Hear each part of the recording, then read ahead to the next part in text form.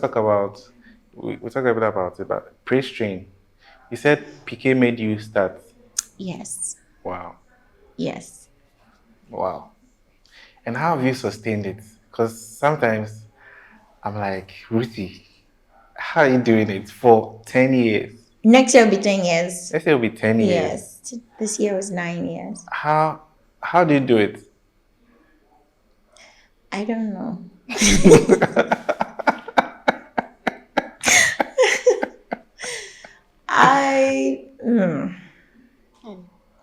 So it started with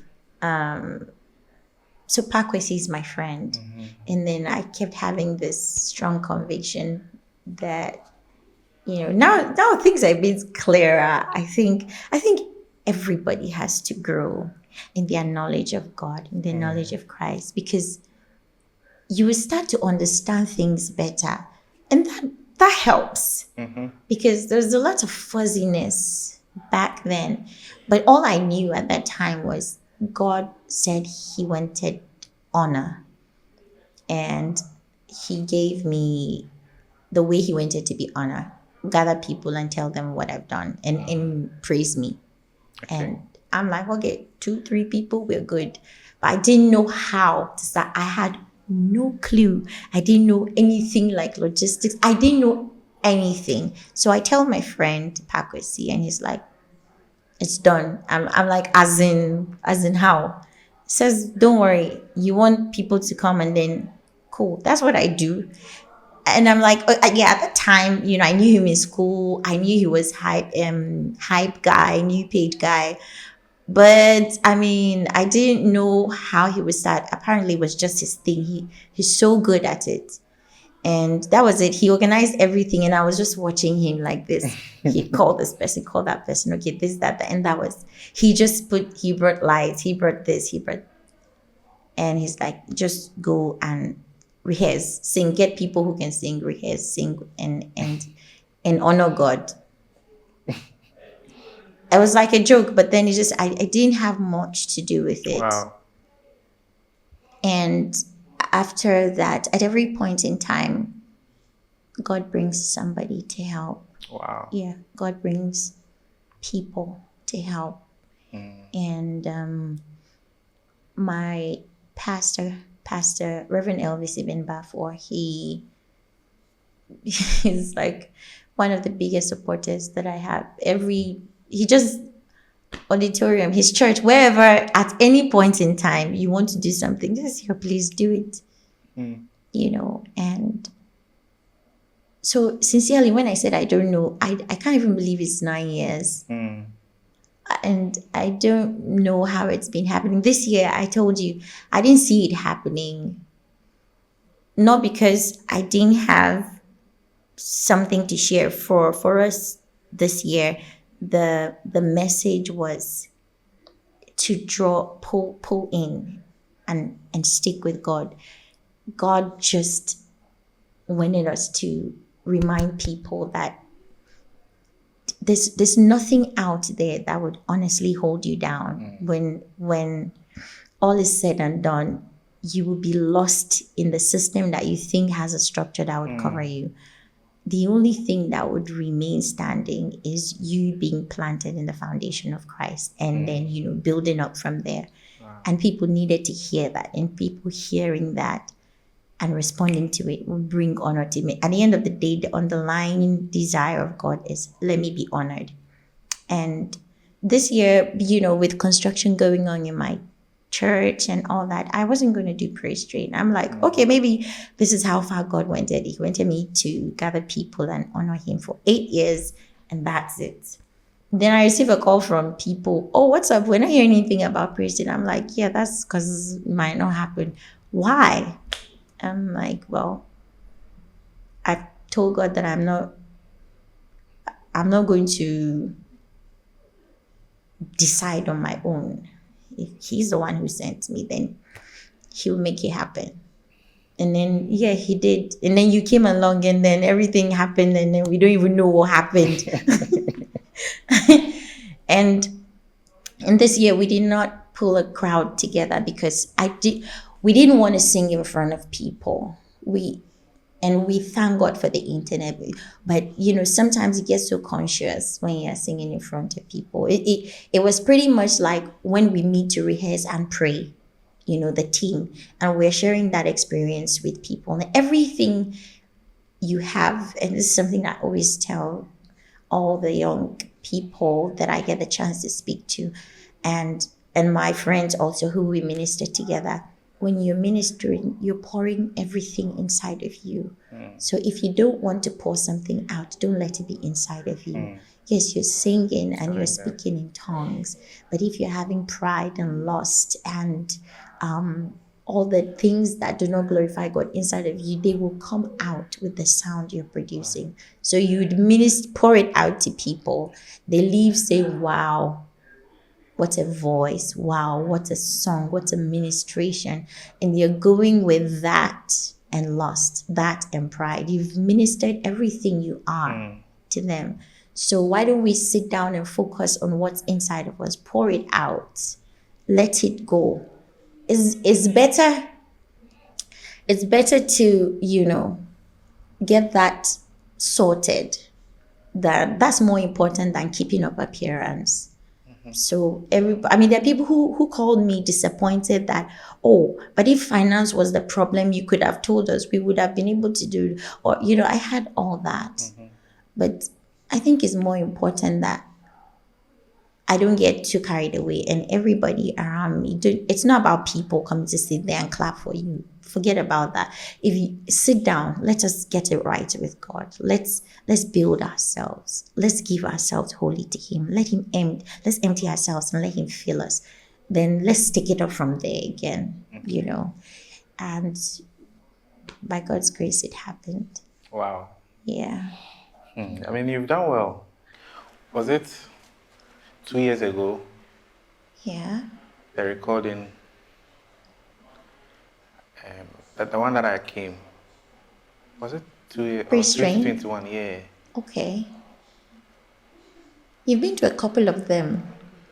Or just one of them. Really? That was last year then. This year and the one Reverend Nick came.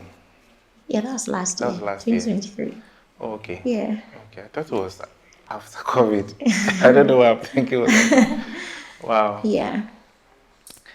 That pre-strain, I mean, it was great and all, but you had issues. You had issues. How did that go, and how did that make you feel? So it was. Can I rephrase your question? Okay. How did that go? Yes, I would answer that. But what did that make me more aware of? I'm just shifting it from feel. Yeah, because I think that will help me answer better. So it went very badly because of the sound. Everything else was in place, but the sound was horrid. And that was because of a couple of things. Firstly, church was going through construction, and the system, the lighting, and the lighting, the lineups and all that are not very strong. And so when the setup is burdened with so much equipment, it starts to not act right. Now, but there's a way that it could be tweaked for it to settle. And we were hoping that was done, but it looks like it was not done. Either it wasn't done, or this equipment was overburdening. Yes, was overburdening it. So it didn't go well at all. And of course, I mean, that's not going to feel good, definitely. But it made me more aware of the value I have for excellence. Okay, I don't think I want to do a thing for God and not do it well. I'd rather not do it. And that's why, I shifted and said I wouldn't do it. If it means that this will happen again, then I won't do it. And then God made a provision, right? So that made me more aware that I think that God deserves the best, sincerely. Wow. And I would feel better if I'm giving God something that is really good. And secondly, it made me realize that people people give up easily, because there's a lot of different moving parts, the lighting, the sound, and all that. you know because of the setup, there wasn't stage, so we went down, and the camera guy said that the sound was too bad for him to, it'd be a waste for him to take a video because the sound is too bad, and it was supposed to be a live recording. All the setup was supposed to be a live recording, and they just gave up and went outside and sat down outside because the light was bad. And I mean, it wasn't their fault, but I would think that, okay, you know yeah. But then at the end of the day, it taught me a lot, and that would mean that in the future, what should I be looking to? I should have a plan to getting my equipment. I should have a plan to training people. I should have a plan to getting a solid team that will be able to be part of as much a part of it as I am, so that everybody's heart to be towards it has to work. It's not about I did my best, okay, it didn't work. Yeah. Wow. Yes. So. Wow, so that was what happened. They stopped filming, or sort of. Well, at the end of the day, it would not have worked because it was supposed to be a live recording. They stopped recording the sound and all also. So because it was bad and it wasn't their fault. The lighting was affecting everything. Yeah. So I mean, I was even lucky that I didn't spoil anybody's equipment because I know that it had the ability to do that. Yeah. Wow. But I mean, all in all, you've been resilient. Seriously, you've been resilient. All these things, financing an event, having to go through, like, you have a live recording, and God bless the heart of Reverend Yokai, and it doesn't go the way you planned it to go, and it can be very, I don't know how you feel, but I think afterwards I called you. Yeah. It can be very heartbreaking. Yes. Oh, yeah. One thing again that I learned, I have to say this. One thing again that I learned was the high importance of proper communication. Not just communicating, because intentional communication. I don't think that I did the best of communications, like asking all the questions. And sincerely, to an extent, it was because I was ignorant about some technical things. That's why I didn't communicate well. So that's because I would ask, okay, what happened? Why this? Why that? And then I learned that, okay, if I had said it this way, maybe this would have been brought to be added to this, and it would have helped that. Yeah. So then I learned a lot there also with regards to communication, especially with regards to technical things like sound. Yes, that taught me a lot. And at the end of the day, I learned, and that's a good thing. I like your spirit. I like your spirit. I like your spirit. Someone would have just packed up and found some wachi and ate. Oh my God. It's well. All is well. But I mean, I know someday you do another recording of all those beautiful songs. Yes. You should. Absolutely. You should. Absolutely. You should. Wow. You've done so much. Even though for you think, I'm not there yet. But what is the day? Who's the measure of the day? Come on. Oh man. Yo, when you say you've done so much, like what? Come on. The songs, like a lot of things. Right. Okay. with the songs, you have an album, you have an event running for 9 years. Do you know what it takes to organize one event? Yeah. But God always sends people. It's God. Sometimes they say, oh, stop saying it's God, it's God. You know what you do. It can't be anyone else but him. Yeah. In the end, sometimes I can't explain some things. Wow. I've come a long way. Anyway, I have some fun fact questions for you. Oh my goodness. Before we end the interview. If you had 100,000 USD today, yes, what are 3 things you would do? Okay, so first, definitely I'm paying my tithe. Immediately, I'm building my school. Because I have a school that I'm running in church. And yes, my pastor, I'm working with my pastor as well. And he's building the church in a way that the school would fit into the church. Okay. But that money will complete everything for us. Do a playground, immediate effects. Wow. Yeah. Wow. Then number 3. Oh, by the number 2, the thing has finished. We use all.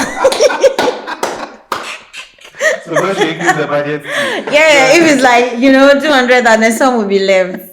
Or 500,000. Wow. Okay, so you are okay. I thought maybe it was the church's school that you are maybe managing for them. Well, I would say that we're working together because the vision I got in 2019, that's the school. Okay. So when we saw the children who, for some reason, were not being educated, because their parents just don't have the ability to take them. Education is a luxury. They barely have what to eat. I was like, okay, yeah, let's start a school.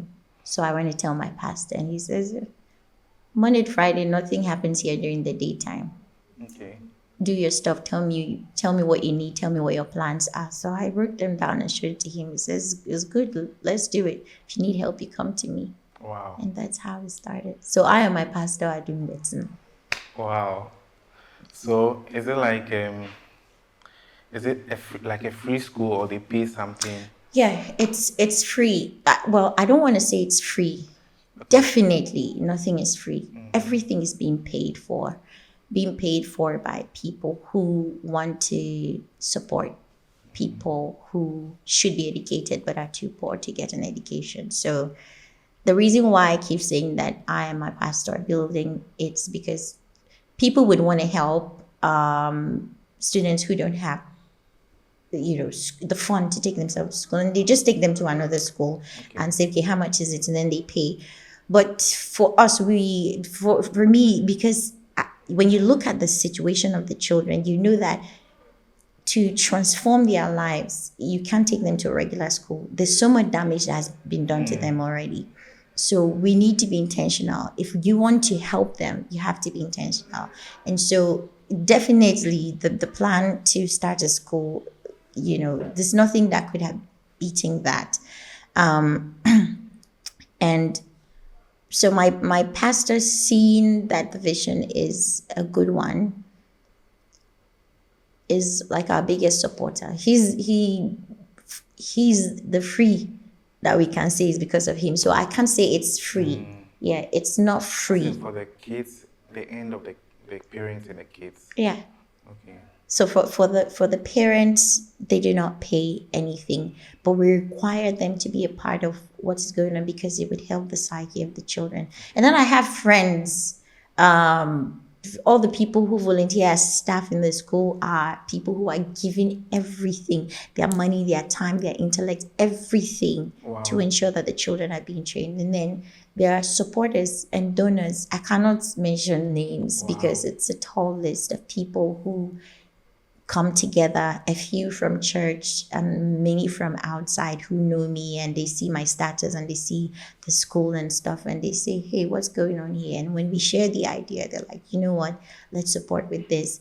They bring books, they bring food stuff, because it's a whole proper school. Yeah. Wow. You're bold, though. Danny. No. Oh my goodness. Yeah. You're too bold. Where do you get it from? I've never seen it as boldness, but I've heard that before. Wow. I think that, well, I think it's just the way God created me. Okay. I like two things I know I like to do. I like to teach. Okay. Yes. And I like to serve good causes. Okay. I like to serve good causes. Something that I'm like, this thing is going to bring change that will make excellence of God be seen. I want to be a part of it. What does it take? Crawling on the ground sweep. It doesn't matter what it takes. If it will happen, make me a part of it. Wow. I don't know if that's what you're calling boldness, but yeah, that's how I see it. Yeah, I mean, there's a mixture of boldness and like selflessness. Like, Unusualness. yeah. Jesus, yeah. Because I mean, hardly, it's not a common thing. It's not a common thing, so it's good you have that trait. It's good. But then you know how wise God is, just all wise, because he puts fulfillment in me for those things. Okay. So sometimes it looks like, oh, she's so selfless. Sometimes I tell people, relax. So I know that God is leading me there to the selflessness. But the point where I am right now, the truth is, I will not be fulfilled if I'm not doing this thing. So how can you live life only inhaling? You gotta exhale sometimes, like I find so much joy doing it. So why should I not do it? Because it's hard. There's joy there, like, Wow. Interesting. Yeah. Okay, the second fun fact question, that's the last one. Okay. If you have the opportunity to travel to a holiday destination to spend time there, first of all, what food can you eat every day? 2, Oh my goodness. what activity can you do that you won't get tired of Wow. in a holiday destination? My God. The food, I like rice. So I think I can eat rice every day. Okay. An activity that I always do, just sit by myself, very quiet. And maybe With some listen to juice. music. Yeah. Very quiet. That I can never get tired of, sitting by myself, quiet, maybe background music playing. And because when I'm sitting by myself, a lot is happening. So I'm thinking I'm probably writing. Wow. Yeah. That's good. Sometimes it looks like it's not a very, very good plan, because, the essence of traveling out is to see, go here, go there. But what I really like is sitting by myself and being quiet. Wow. Anyway, so what's in store for Ruthie Boat? What should we look forward to in the coming year? What can I say? Well, I said earlier, I've recorded a few songs, so hopefully you will get new music. Okay. But I have, I have both publications. I have a company, and I write. I don't know if I mentioned, but I write, and I have 3 children's books out there currently. 2 of them are poetry books for children, and 1 is a storybook. And this year, by the grace of God, I launched Boat Publications, which is a publication house.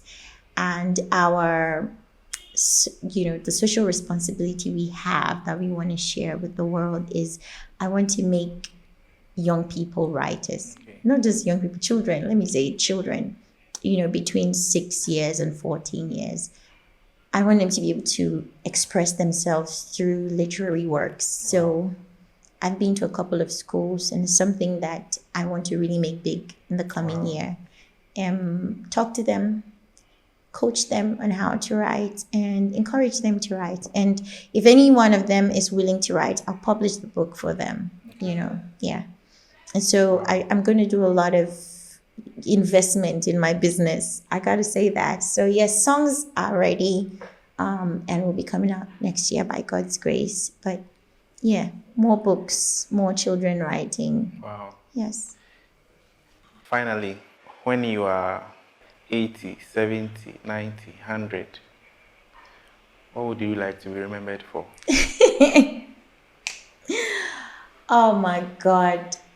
Yeah, I want to be remembered for, to be remembered as the woman who poured her life into children.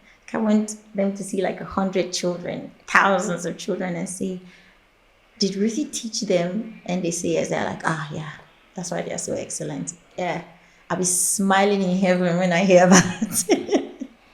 Wow. Yes. I think that, I don't know if that is vain, but yeah, that's it. That's the truth. Holy vain.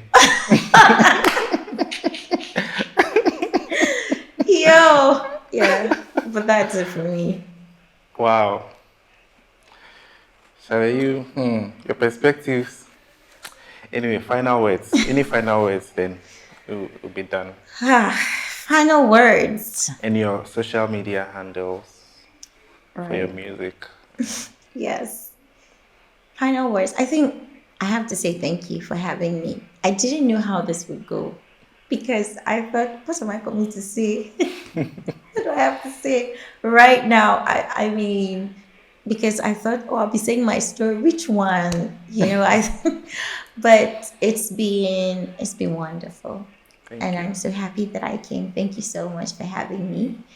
I'm gonna say to anyone who's listening,